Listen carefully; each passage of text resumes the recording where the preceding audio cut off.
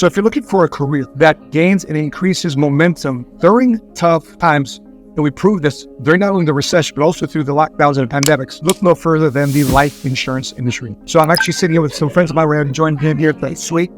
Andrew Gaines here, former college pastor, making $1 million a year.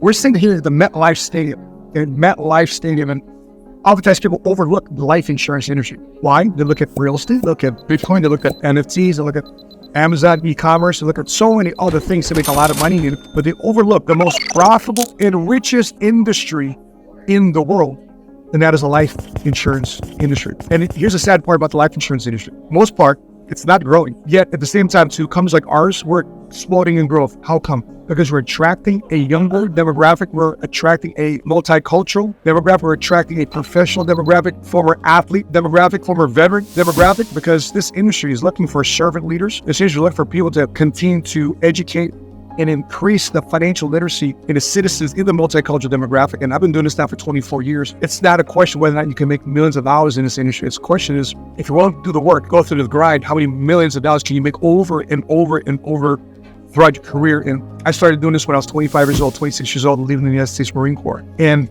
people get involved in law enforcement, people get involved in firefighting, and involved in postal work, because that's what natural veterans do. They're looking for careers that's a solid job. But I said, you know what? I'm a single dad, 3 kids. Even though I can take my GI Bill, let me look into the industry. Let me consider doing something that I never thought I'd do before. And I got recruited into the insurance industry. Never thought I'd do this ever in my life, let alone be an entrepreneur, let alone spell the word entrepreneur. And I recognize that I'd have to spend 3, 4, 5 years in college learning new craft to be more marketable in the insurance industry or in any industry to get a job. I learned sales. I've learned the money game. I've learned to communicate with people and relate with people and understand people's pain, because I was going through the same pains as well.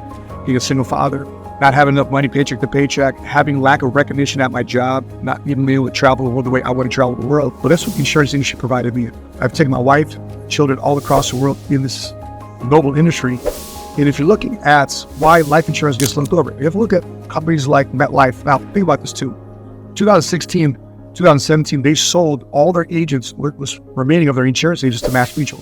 At one point, MetLife at its height had 15,000 plus insurance agents. And back in the day, the sitcom, the show that everyone watched on TV was a show called Father Knows Best. And guess what Father did? Father was an insurance agent. I live in Dallas. I happen to be in New York. We're out here with Patrick and David, and we're invited to his suite to go to the Yankees game, but it was rained out. But instead, we went bowling, and believe it or not, we ran into President Bill Clinton at a bowling alley.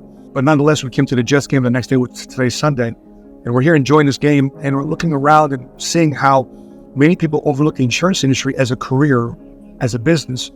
Because when you look at the insurance business, think about this, there's not a products that you got to create and develop or acquire, store, or inventory. It's a money business. It's a digital product. If you look at the portability of whether or not you can do this business East Coast, West Coast, or on vacation, you can do the insurance business. And whether or not your spouse can do this, or you can do this full-time, part-time, you can do this business.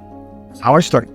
At the Marine Corps, started this business on a part-time basis and started making the same amount of money part-time as I did full-time in the Marine Corps. And to make a long story short, this became my transition career on a 100% basis. And there's many other people that we've recruited and trained and developed over the years too as well. And so if you're out there and you're in real estate and you're in mortgages and you're at a 30-year low in mortgages, just talking to a friend of mine, Amir, he's a coach to loan officers, mentor to realtors, real estate agents.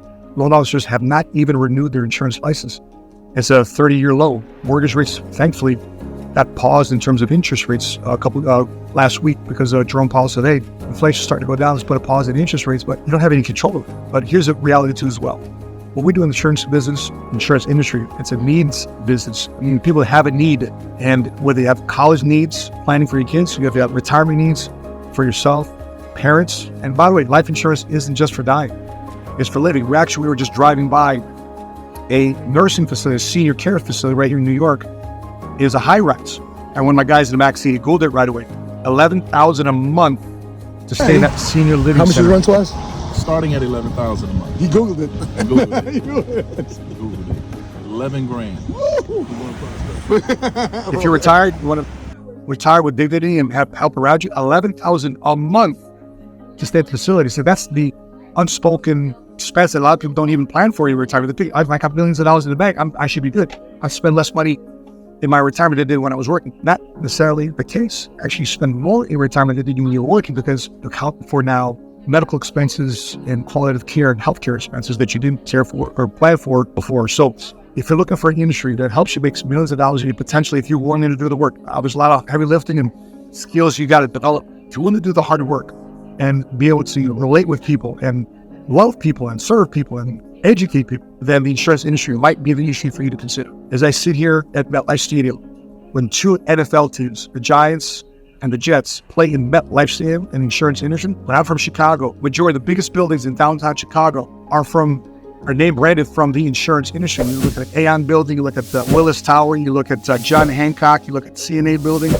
look at the Aon. So many buildings in the insurance industry that Chicago buildings are named after. And if you look at many cities in America, they're name branded. Even stadiums, I'm thinking about where I'm from in Dallas, Globe Life Stadium, Philadelphia Eagles play out Lincoln Financial Group, and on and on and on and on. So many sports teams, stadiums are sponsored by the insurance industry. So again, if you're looking for a career, you're actually looking for in tough times is going to increase, not decrease, but increase. Don't give up real estate.